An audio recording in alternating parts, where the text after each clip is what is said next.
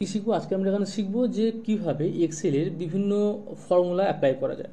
তো এখানে দেখো, চলো দেখা যাচ্ছে, দেখো ফার্স্ট আমি যদি দেখাই, তো এখানে যখন আমি 1 লিখলাম, এখানে তারপরে এখানে 2 লিখলাম। এবার আমি চাইছি যে এখানে ধরো 1 2 3 এইভাবে ধরো নিচে সিরিয়াল করে ধরো 1 থেকে 2, এখানে ধরো আমি 1 থেকে টানা 10 পর্যন্ত লিখতে চাইছি। কিন্তু আমি যদি এখানে 3 4 5 6 7 8 9 10 লিখতে চাই, তখন কি বলবে? সবাই ধরে ফেলবে, যে ইন্টারভিউ ধরে ফেলবে যে এ কিছু জানে না। তাহলে আমাকে কী করতে হবে? দেখো এখান থেকে এই 1 লিখেছি, 2 লিখেছি, এখানে ধরে ড্র্যাগ করে নিচে এই দুটো সিলেক্ট করলে, সিলেক্ট করে এইখানে দেখো, এখানে ধরে কিন্তু ডাইরেক্ট তুমি যতটা চাও, দেখো 9 10 11 দেখো শো করছে, আমি 10 পর্যন্ত চাইছি, তো 10 পর্যন্ত গিয়ে ছেড়ে দিলে দেখো হয়ে গেল। আর আমি ধরো এখানে চাইলাম, ধরো এখানে 1 লিখলাম, তারপরে 3 লিখলাম, অর্থাৎ 2 করে বোঝাচ্ছে। তারপর কী হলো, এখানে ধরে আমি দুটোকে সিলেক্ট করলাম, করে দেখো আমি যদি এখানে সিলেক্ট করে দেখো, এখানে দেখো 1 করে দেখো গ্যাপ থেকে যাচ্ছে, বোঝা যাচ্ছে।